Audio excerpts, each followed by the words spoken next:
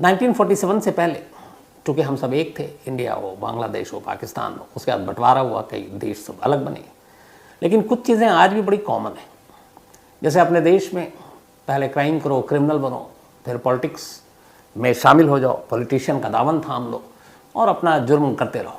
हमारे जैसे अंडरवर्ल्ड की कहानी हो, या फिर पॉलिटिशियन की कहानी हो, या क्रिमिनल से पॉलिटिशियन बने उनकी कहानी हो, सीरियल किलर की कहानी हो, क्रिमिनल को कैसे प्रोटेक्शन मिलता है पॉलिटिक्स में उसकी कहानी हो, ये सारी चीज़ें लगभग बहुत कुछ आज भी मिलती हैं।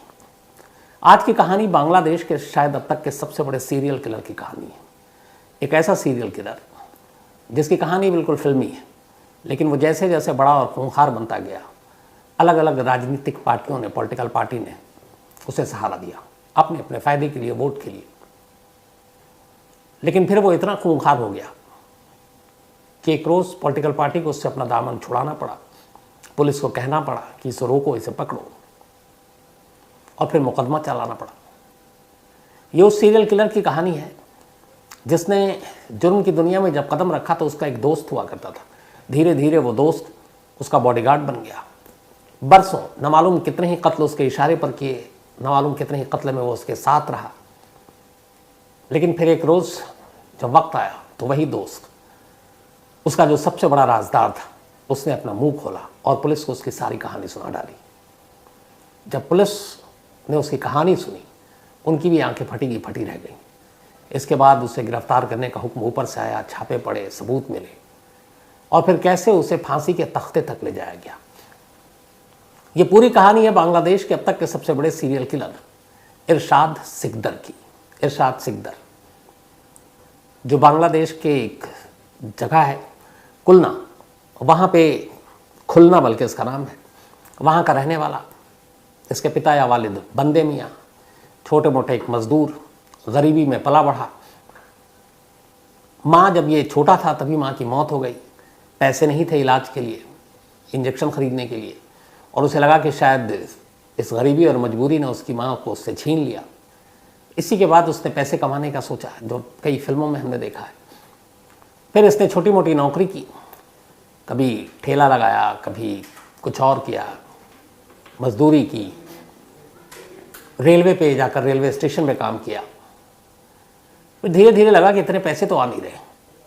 इसके बाद इसने कुछ लड़कों का एक गैंग बनाया, और ये गैंग बनाकर अब जिस रेलवे स्टेशन पे कभी ये मजदूरी या छोटे मोटे काम किया करता था, उसने कहा वहाँ के मुसाफिरों को लूटते हैं, और उसके बाद मुसाफिरों को लूटना शुरू किया।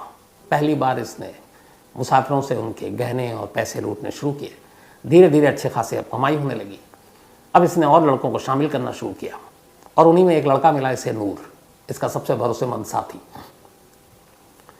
अब लड़कों का गैंग बन चुका था, चोरी होनी शुरू हो गई, पुलिस के पास कंप्लेंट जाने लगी, और धीरे धीरे इस गैंग का नाम रंगा चोर, खुलना में पूरे रंगा चोर के नाम से ये लोग कुख्यात या मशहूर होते गए। रंगा चोर अब चोरी चोरी कर रहा था सब कुछ, लेकिन जो इरशाद सिकदर था उसकी सोच कुछ और थी, उसे करना कुछ और था। उसे बहुत सारे पैसे चाहिए थे। उसने कहा ये छोटी मोटी चोरियों से कब तक ज़िंदगी चलेगी, कुछ और बड़ा करते हैं। इसी के बाद उसने कुछ और लड़कों को अपने गैंग में शामिल किया, और अब ये बड़े बड़े वारदात, डकैती और इन सारी चीज़ों को अंजाम देने लगे। और अब रंगा चोर, उसे लगा कि चोर का ये जो टाइटल है बड़ा छोटा होता है। उसने एक नया गैंग बनाया और उस गैंग का नाम रखा रमाडा बहिनी। अब रमाडा बहिनी गैंग, और इस गैंग का सरदार इरशाद सिकदर।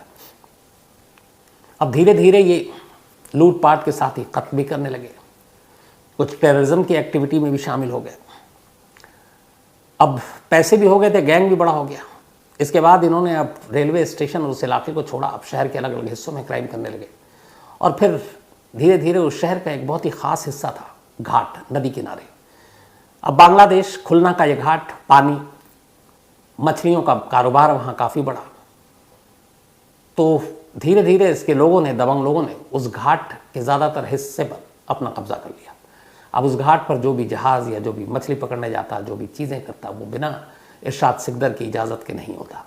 एक तरह से जैसे मुंबई में अपने डॉग का किंग या हाजी मस्तान इन लोगों ने शुरू किया, वैसे ही अब इरशाद सिकदर ने खुलना के इस घाट पर अपना कब्जा करके, और अब वो और ज़्यादा बड़े बड़े क्राइम और ये सारी चीज़ें करने लगा। जो लोग उसकी बात नहीं मानते उसे वो ठिकाने लगा देता। कहते हैं कि इस दौरान में अब तक वो कई कत्ल कर चुका था, लेकिन अभी तक किसी की नज़र उस पर नहीं थी। फिर धीरे धीरे उसको वही लगा कि अब क्राइम तो हो गया, चलो पॉलिटिक्स भी ज्वाइन करते हैं, पॉलिटिकल पार्टी ज्वाइन करते हैं। अब उसने अलग अलग पार्टियों को ज्वाइन करना शुरू किया। पहले उसने एक जातीय पार्टी ज्वाइन किया, फिर उसने बांग्लादेश नेशनल पार्टी ज्वाइन किया, फिर उसने अवामी लीग भी ज्वाइन किया। लेकिन जब इसने शुरू में जातीय पार्टी ज्वाइन किया, उसके बाद वहाँ एक वार्ड का ये कमिश्नर भी बना, 2 बार लगातार चुनाव जीता। अब क्राइम के साथ साथ एक राजनीतिक आसरा या सहारा भी इसे मिल चुका था। लेकिन बहुत सारे दुश्मन हो चुके थे। लाशें अब तक नदी में ही फेंक रहा था। उसे लगा कि जिस तरह से कत्ल कर रहे हो, लोगों की लाशें फेंक रहे हैं, तो कभी न कभी शायद ये चीज़ें खुल जाएंगी। लेकिन लाशें फेंकने का तरीका था, वो एक जिंदा इंसान को किसी बोरी में बांध देता, उसमें सीमेंट भर देता और उसका सिर्फ सर का हिस्सा खुला छोड़ता और शिप पे या बोट पे जाता और बीच नदी में छोड़ देता। हाथ पैर सब बंद, धीरे धीरे वो पानी के अंदर डूबता जाता, अपने आप को बचा नहीं पाता और फिर डूबने से उसकी मौत हो जाती। और सीमेंट और बाकी चीज़ें होती, इसलिए लाश ऊपर भी नहीं आती। इस तरीके से उसने बहुत सारे कत्ल किए। अब धीरे धीरे उसका पूरा सिक्का जो है इस खुलना इलाके में, उसके नाम से लोग कांपने लगे। जो उस कह देता बस वही एक तरह से कानून होता। ऊपर से चूंकि वार्ड का कमिश्नर बन चुका था, ताकत और ज़्यादा। सब कुछ ठीक चल रहा था। इस दौरान में उसने अलग अलग 6 औरतों से शादी की, कुल 6 शादियाँ की उसने। ये भी कि उसने बहुत सारी महिलाओं के साथ बलात्कार भी किया और बहुत सारी महिलाओं को जबरन अपने घर पर काम के लिए रखा, लेकिन उनका शोषण किया करता था। ये सब कुछ चलता रहा। धीरे धीरे वक्त बीतता रहा। पावरफुल था, वोट भी मिलता था, इसलिए कोई उसकी तरफ उंगली भी नहीं उठाता। छोटे मोटे जुर्म होते, पुलिस भी उसकी तरफ आंख नहीं उठाती और पुलिस को भी वो हफ्ता देता, जैसे अपने यहाँ सारे क्रिमिनल करते हैं, तो पुलिस भी उसके हर जुर्म को अनदेखा कर देती। सब कुछ अब तक ठीक चल रहा था। खूब सारे उसने पैसे कमा लिए थे, ज़िंदगी ऐश की थी, 6 बीवियाँ थीं। लेकिन तभी 1996 में एक इंसिडेंट होता है, और होता यह है कि एक और पॉलिटिशियन जिनका नाम खालिद हुसैन, अच्छा खासा दबदबा, अच्छी खासी इमेज, कुछ ऐसे महकमे थे जिनके टेंडर को पास करने या टेंडर देने के लिए खालिद हुसैन की इजाज़त की ज़रूरत पड़ती थी। अब इरशाद सिकदर हर टेंडर और हर चीज़ में जबरन लेता, धमका कर लेता, जो नहीं मानते उन्हें मार डालता। यहाँ उसका पहली बार खालिद हुसैन के साथ आमना सामना होता है। एक टेंडर के लिए वो अप्लाई करता और खालिद हुसैन उसको उस टेंडर को गैर कानूनी तरीके से देने से साफ इनकार कर देते हैं। अब खालिद हुसैन इकबाल बल्कि इरशाद सिकदर के निशाने पर, दूसरी तरफ खालिद हुसैन का भी अपना एक जलवा, एक पॉलिटिशियन, बड़े नेता, और उसी अवामी लीग से जुड़े हुए खालिद हुसैन जिससे इरशाद सिकदर भी जुड़ा हुआ है। लेकिन एक टेंडर इन दोनों के रास्तों में एक तरह से रुकावट डाल देती। अब इरशाद सिकदर कहता है कि ये टेंडर दे नहीं रहा खालिद हुसैन और उसकी इज्जत की बात है, उससे बदला लेना है। एक रात वो नूर को लेकर, जो उसका बॉडीगार्ड, उसका पुराना दोस्त, वो सीधे खालिद हुसैन के घर पहुंचता है। नूर को ये लगा जो उसका बयान है कि शायद वो जाकर धमकाएगा कि टेंडर दे दो फिर वापस आ जाएंगे, लेकिन वहाँ घुसते ही इरशाद ने खालिद हुसैन पर हमला बोल दिया। इसके बाद लगभग वो बेहोश हो गया। उस बेहोशी के आलम में भी वो उसके सीने पर बैठा, खंजर निकाला, उसके जिस्म की सारी हड्डियां तोड़ी, फिर तमाम खंजर उसके सीने में उतारे। उसे जब यकीन हो गया कि वो मर चुका है, फिर उसकी लाश को घसीटा और बाहर उसकी कार खड़ी थी, उस कार में ही खालिद हुसैन की लाश को डाली। फिर उस कार को खुद चलाया और कार को चलाते हुए उसी नदी किनारे ले गया जिस नदी में नामालूम उसने कितने कत्ल किए थे। ले जाने के बाद कार को लाश समेत उसने नदी में फेंक दिया ताकि ये लगे कि एक एक्सीडेंट है, और घर लौट आया। बाद में नदी से कार बरामद हुई, कार से खालिद हुसैन की लाश बरामद हुई। इलाके में लोगों में गुस्सा आया, खालिद हुसैन की अपनी एक पहचान थी। धीरे धीरे ये बात फैली कि इस कत्ले के पीछे इरशाद सिकदर का हाथ है और ये एक्सीडेंट नहीं है। अब जब ये हुआ तो लोगों का भी गुस्सा आया और अब दबी जुबान में लोग इरशाद के खिलाफ बोलने लगे। उधर अवामी लीग पार्टी जो सरकार में थी, उसे लगा कि इरशाद की वजह से उनकी पार्टी की इमेज खराब हो रही है। अवामी लीग ने इरशाद को अपनी पार्टी से एक्सपेल कर दिया, बाहर कर दिया। अब जब बाहर किया तो पॉलिटिकल ताकत जो है वो ख़त्म हो गई, और इसी दौरान में हुआ कि अब लोगों का गुस्सा और खालिद हुसैन के कत्ल की बात धीरे धीरे हर जुबान पर, और यही एक मौका था। अचानक नूर एक बड़े पॉलिटिशियन से कांटेक्ट करता है और कहता है कि मैं गवाह हूँ, खालिद हुसैन को उसी के बॉस इरशाद ने मारा है, और इसके अलावा उसने करीब 60 से ज़्यादा कत्ल किए, और मैं उन सारी चीज़ों की गवाही देने को तैयार हूँ। उस नेता से ये जब बात पहुँची तो टॉप पॉलिटिकल लीडरशिप तक पहुँची। ये हुआ कि ये बहुत ही खूंखार है। इसके बाद पहली बार खालिद हुसैन के कत्ल के करीब 5 महीने बाद वहाँ की सरकार ने पुलिस को हुक्म दिया कि आप जाओ और इरशाद सिकदर को गिरफ्तार करो। गवाह एक सामने था, उसका अपना राजदार, अपना बॉडीगार्ड। पुलिस ने उसके बयान दर्ज किए नूर के। इसके बाद उसके घर पे छापा मारा, और इसके बाद फिर इरशाद सिकदर की गिरफ्तारी हुई। ये कहानी का एक पार्ट था। अब नूर ने जो कहानी सुनाई, उसके बाद पुलिस उसी नदी किनारे एक आइस फैक्ट्री में पहुंची। जो मछलियों का कारोबार होता है या और भी बहुत सारी चीज़ें होती हैं, उसमें मछलियाँ ख़राब ना हो, सड़ ना जाए, तो कोल्ड स्टोरेज में या फिर आइस के साथ रखी जाती हैं। इससे खुलना इलाके में सबसे बड़ी आइस फैक्ट्री थी, और कई साल पहले मालूम था ये बात इरशाद को कि इस आइस फैक्ट्री की बहुत डिमांड है।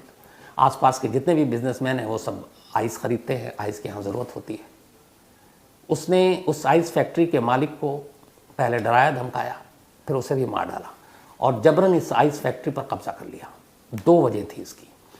एक, अब उसने आइस फैक्ट्री पर कब्जा करने के बाद सीधे आइस का रेट डबल कर दिया, और हर बिजनेसमैन, हर मछुआरे, सभी डीलर से ये कहा कि कहीं किसी और आइस फैक्ट्री से अगर किसी ने आइस खरीदी तो फिर वो अपना अंजाम भुगतेगा। इरशाद सिकदर के लोग खूंखार, उसके नाम से लोग खौफ खाते थे। किसी भी बिजनेसमैन, डीलर या मछुआरे की हिम्मत नहीं हुई, और सब उसी आइस फैक्ट्री से अब आइस खरीदने लगे। तो एक तो उसका धंधा डबल हो गया। दूसरा, वो लाश बहाते बहाते थक चुका था, लोगों को पीटते पीटते थक चुका था। उसे एक टॉर्चर रूम चाहिए था जहाँ लोगों को बुलाकर मारे और फिर लाश भी ठिकाने लगाए। इसके लिए आइस फैक्ट्री सबसे सही जगह थी। उसने इस आइस फैक्ट्री को इसी ध्यान में रखकर ख़रीदा था। अब वो अपने सारे दुश्मनों को आइस फैक्ट्री में लाता, बर्फ़ पे लिटाकर उनको टॉर्चर करता, और फिर कईयों को तो उसने उसी बर्फ़ के साथ मतलब कत्ल किया। कई बार लाशें महीनों तक उस आइस फैक्ट्री में पड़ी रहीं, ख़राब भी नहीं हुई, और फिर बाद में उन्हें नदी में फेंक देता। तो जब नूर ने एक एक करके कत्ल का खुलासा किया तो खुद पुलिस चौंक उठी। नूर ने बताया कि उसने जब पहला कत्ल किया था तब उसे पहली बार कुछ अजीब लगा था इरशाद सिकदर को। वो नहाया लेकिन फिर भी उसे अजीब लगा। उसने कहा मुझे कुछ अजीब लग रहा है, क्योंकि उसने मारा था, बहुत सारे खून रिसे थे, उसके जिस्म में कपड़े पर भी खून आए थे। उसके बाद उसने दूध से अपने आप को नहलाया ताकि वो खून के छींटे या वो जो सारी चीज़ें हैं वो उसके जिस्म से दूर हो जाएं। और जब दूध से नहाया वो, उसके बाद उसने कहा मैं ठीक महसूस कर रहा हूँ। कहते हैं इसके बाद उसने जितने कत्ल किए, इसके बाद हर कत्ल के बाद वो दूध से ही नहाता था, और उसके आसपास इर्द गिर्द या घर वाले जब भी उसको देखते कि इरशाद सिकदर आज दूध से नहा रहा है, तो लोग बिना लाश देखे हुए समझ जाते कि आज ये किसी न किसी का खून करके आया। पहले कत्ल से लेकर आखिरी कत्ल तक हर कत्ल के बाद वो दूध से नहाया। जब ये सारी चीज़ें हुई, उस आइस फैक्ट्री में पुलिस की टीम ने छापा मारा। वहाँ बहुत से ऐसे जो जिन्हें मारे गए थे उनके कपड़े मिले। नदी की तलाशी ली, वहाँ से बहुत सारे कपड़े मिले, कुछ कंकाल मिले, और ये सारी चीज़ें साबित हो गई कि उसने एक के बाद बहुत कत्ल किए। करीब 60 के आसपास तो नूर ने बताया, कुछ गिनती 40 तक जाती थी। इसके बाद उसे गिरफ्तार किया गया। गिरफ्तार करने के बाद अदालत में पेश किया गया, लेकिन अदालत में 18 ऐसे मामले थे जिसमें बरी हो गया, क्योंकि कोई सबूत, कोई गवाह, ये सब कोई वहाँ पे आया ही नहीं था। लेकिन एक मामला, यही खालिद हुसैन का जो था, खालिद हुसैन के मामले में अदालत ने उसको दोषी ठहराया, और चूंकि नूर उसका गवाह था और लाश बरामद हो चुकी थी, विटनेस आखिरी देखे गए थे जो वो घर तक गया था, तो इसीलिए लोअर कोर्ट ने बाकी 18 मामलों में तो इरशाद सिकदर को बरी किया, लेकिन खालिद हुसैन एक पॉलिटिशियन के कत्ल के इल्ज़ाम में उसको गुनहगार ठहराया और सज़ाए मौत दे दी। सज़ाए मौत दे दी। इसके बाद वो हाई कोर्ट में पहुंचा। हाई कोर्ट में बाकी के और मामले भी चल रहे थे जो कत्ल के थे, कुछ 30, 40, 50, 60, लेकिन 18 पुलिस ने सबूत जुटाए और वो हाई कोर्ट में पहुंच गए। इधर हाई कोर्ट पे जब पहुंचे तो वो मामला पेंडिंग था। जो फांसी की सज़ा हुई उसको हाई कोर्ट ने भी बहाल रखा। फिर इरशाद सिकदर सुप्रीम कोर्ट पहुंचा बांग्लादेश के, और उसने कहा कि ये फांसी की सज़ा कम की जाए, लेकिन सुप्रीम कोर्ट ने भी इनकार कर दिया, और सुप्रीम कोर्ट ने लोअर कोर्ट की उस फांसी की सज़ा को बरकरार रखा। उसके बाद वो प्रेसिडेंट के पास पहुंचा बांग्लादेश के, मर्सी, रहम की अपील की, लेकिन प्रेसिडेंट ने इरशाद सिकदर को रहम देने से मना कर दिया। इसके साथ ही वहाँ रास्ता बंद हो गया, उसकी ज़िंदगी की आखिरी उम्मीद ख़त्म हो गई। हाई कोर्ट में 18 केस पेंडिंग थे, लेकिन सुप्रीम कोर्ट ने खालिद हुसैन मर्डर केस में जब उसका रिजेक्ट किया और प्रेसिडेंट ने रिजेक्ट कर दिया, तो फिर ये हो गया कि वो 18 केस का जो फैसला हो होता रहेगा।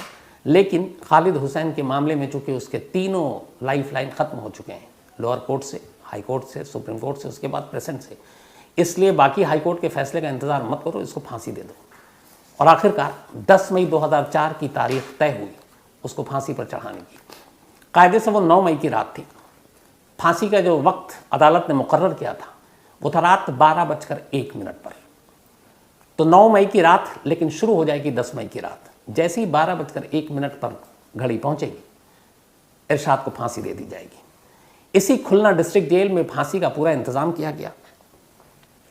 8 तारीख की रात को जेलर, जो इस खुलना डिस्ट्रिक्ट जेल के जेलर थे, फरमान अली, उन्होंने रात 10 बजे यानी लगभग 26 घंटे पहले सेल में जाकर इरशाद को बताया कि तुम्हारी तमाम जो मौत की अर्जियां थी वो खारिज हैं और अब मौत का वक्त आ चुका है।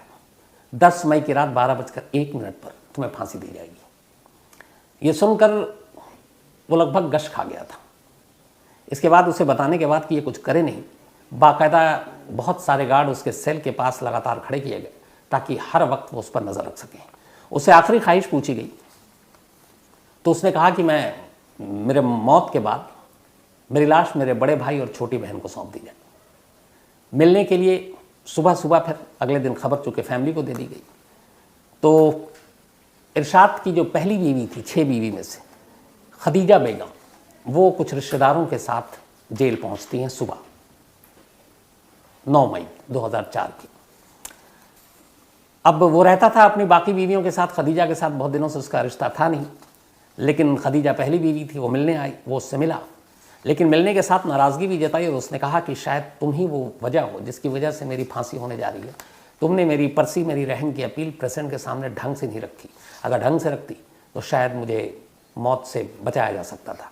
तो अपनी पहली बीवी से उसने नाराज़गी जताई और कहा कि मेरी मौत के बाद मेरी लाश पर तुम्हारा कोई हक नहीं है, मेरी लाश जो है मेरे बड़े भाई और मेरी छोटी बहन को दे देना।